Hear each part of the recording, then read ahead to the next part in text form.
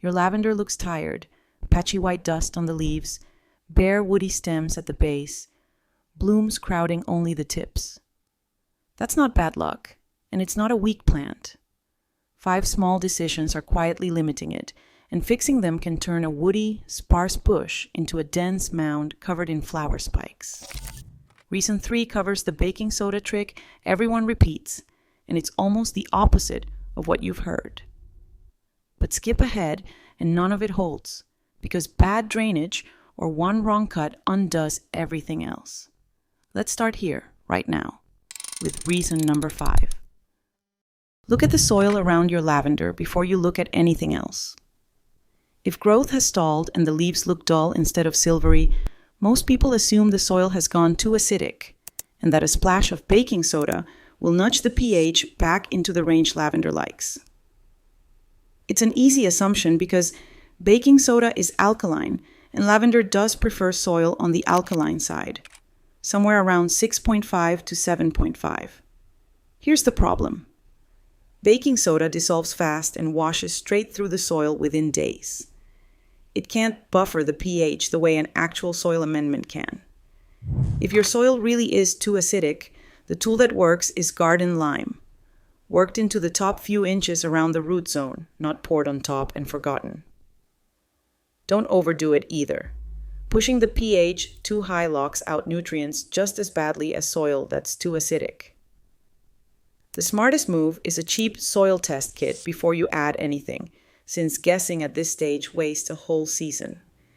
If the reading comes back below about 6.3, that's when lime earns its place. While you're out there, dig a small hole near the roots and fill it with water. If it's still sitting there an hour later, you've found a second problem that no amount of lime will solve. Get the pH right, and you'll usually see it within a season. New growth comes in greener, denser, and more even across the plant instead of patchy. But here's the catch. None of that matters if water is sitting around the roots while you're busy chasing the perfect number. Fix the chemistry and ignore the drainage, and you'll be running the same experiment next year with the same disappointing result. Reason number 4 is the one nobody warns you about before you reach for that spray bottle. If you've already tried a baking soda mix on the foliage and noticed scorched patches, blotchy discoloration, or leaves that look salt-stressed a few days later, you're not imagining it, and you didn't do anything unusually careless. The instinct makes sense. Baking soda feels natural, cheap, and harmless compared to a bottled chemical. So why wouldn't more of it just work better? Here's the reversal. Sodium doesn't behave like a nutrient the plant can use and move on from. It builds up on the leaf surface and in the surrounding soil, pulling moisture out of plant tissue and disrupting the microbial life that keeps roots healthy.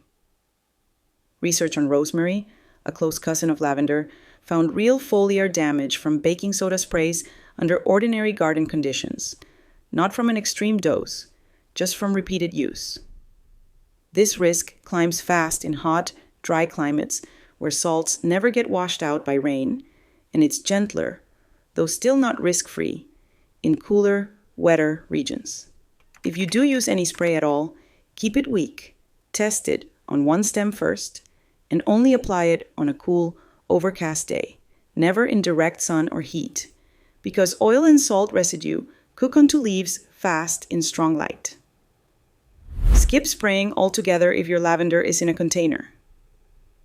Pots hold a small volume of soil, so salts concentrate there with nowhere to leach away. The sign you want is simple. No browning, no curling, no dull patches after treatment. If you see any of that, stop. That's your plant telling you the fix is working against it, not for it. Reason number 3 is the part everyone's actually asking about, and it's almost the opposite of what the title promised you. Baking soda does have one real narrow job in the garden, and it's not fixing soil or reviving a struggling plant. It's slowing down powdery mildew, that fine white dust you sometimes see across the leaves in a humid, crowded corner of the garden. Here's what people get wrong. Baking soda doesn't kill mildew that's already established. It's what's called fungistatic, meaning it raises the surface pH just enough to stop new spores from germinating, but it does nothing to the fungus that's already growing. Spray it on leaves that are already dusted white, and you're just wetting a problem that's already there. Where it actually helps is prevention, mixed with a small amount of horticultural oil so it sticks to the leaf instead of washing straight off, applied before a stretch of humid weather rather than after mildew shows up. Reapply after rain because it rinses away easily. If you want something that performs more consistently, potassium bicarbonate does the same job with less sodium risk to the plant. And honestly, lavender rarely needs any of this.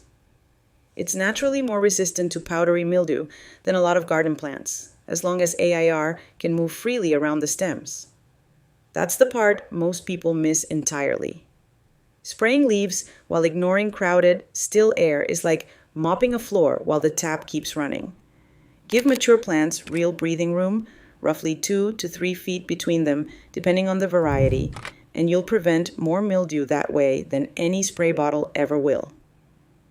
The spray might slow one outbreak, but the real fix is spacing and air flow, which is exactly where the next problem usually starts. Underground, where you can't see it, in soil that's holding too much water for a plant that's built to handle almost none. Reason number 2 is the one that quietly undoes everything you just fixed. If your lavender has yellowing leaves, soft stems near the base, or looks tired even though the soil feels damp, the instinct is to water more, because a drooping plant usually means thirsty.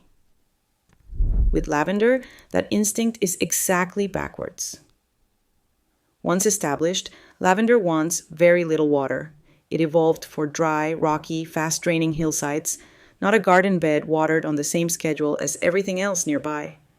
Give it constantly moist soil, and the roots start to suffocate instead of drink. That damp, low-oxygen environment is exactly where root rot organisms like Phytophthora and Pythium take hold. And once they've settled into the root system, there's often no bringing that section back. This is where a lot of well-meaning gardeners make things worse, not better, out of pure care. The fix is straightforward but requires a change in habit. Water deeply, then let the soil dry out substantially before you water again. Check by pushing a finger a couple of inches into the soil rather than guessing from the surface. If you're dealing with heavy or clay soil, work in some grit or coarse sand, or move the plant to a raised area where water can't pool around the crown. A layer of gravel mulch around the base, kept clear of the actual stems, reflects heat and sheds water away from the crown far better than bark or compost, which tend to hold moisture right where you don't want it. In wet climates, a container with generous drainage holes can outperform an in-ground bed. Watch for firmer stems and leaves that hold their color even a few days after the last watering. That's your sign. The roots are finally drying out enough to work properly. Get the water right, and you've built the last piece the plant needs before pruning can actually do its job. Reason number 1 is the mistake that decides whether next year's lavender is full and rounded or thin and leggy, with blooms clinging only to the very tips. If your plant looks bare and woody down low, with all the growth pushed out to the ends of long stems, the instinct is to cut it back hard, the same way you might with a leggy shrub, to force it to bush out again from lower down. Do not do that.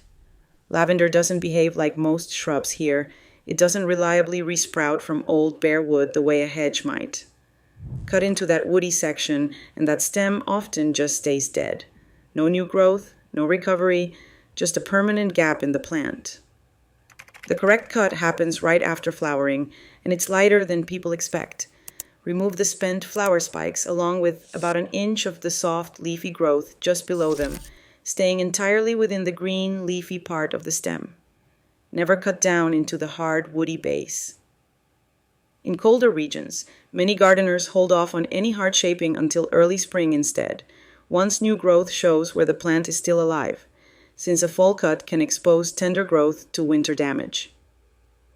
Tender varieties like French and Spanish lavender take even less pruning pressure than hardier English types, so check what you're actually growing before you cut. Through summer, deadheading the spent blooms as they finish keeps the plant tidy and can stretch the flowering window without any hard pruning at all. If a plant has gone years without this kind of light, regular trim, and is now mostly bare stems with a small tuft on top, it may genuinely be past rescuing, and replacing it can be the more practical option than trying to force it back. Done consistently, this pruning habit does two things at once. It keeps the plant compact and full instead of sprawling and bare, and it opens up the kind of airflow through the plant that makes powdery mildew far less likely to take hold in the first place. That's the connection most people never make between the cut they're afraid to take and the mildew problem they keep spraying. None of these 5 work in isolation, and that's really the point. Correct drainage lets the pH adjustment actually matter. Skipping the wrong spray protects the plant while you fix the real issues underneath it. The narrow, correct use of a mildew spray only pays off once airflow and spacing are already right. Watering less gives the roots room to breathe so the plant can actually respond to a good pruning cut instead of just surviving it. And that pruning cut is what turns all of that underground progress into a fuller, denser plant you can actually see. You don't need to tackle all 5 today. Look at your own plant and figure out which symptom matches what you're seeing right now. That tells you exactly where your lavender is actually struggling. Stacking 2 or 3 of the right fixes will do more for your plant than chasing one flashy trick ever will. Start by checking the soil around the base. Is it damp when it shouldn't be? And are the lower stems solid or already gone woody and bare? That single check tells you which reason to tackle first. Tell me in the comments which symptom your lavender is showing, and I'll help you figure out where to start.